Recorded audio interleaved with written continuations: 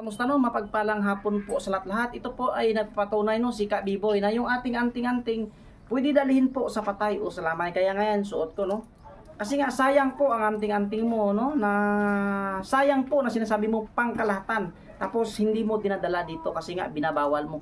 Ako na po ang nagsabi ang inyong lingkod, pwede mo yan dalhin sa patay o sa lamay ang iyong anting-anting pag pumunta ka po ng lamay o patio.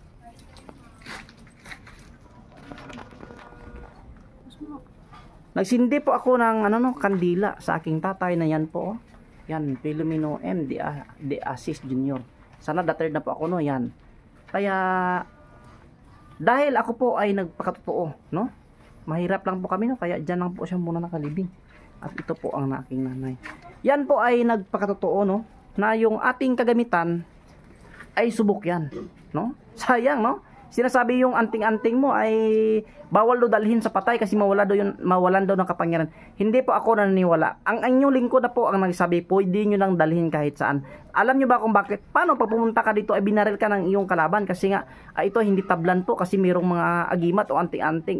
Naku, kaawa ka. Kaya ang anting-anting, advisable ko po, pwede dalhin sa patay o sa lamay. Kaya ulit, pakishare ng ating video. Maraming salamat po.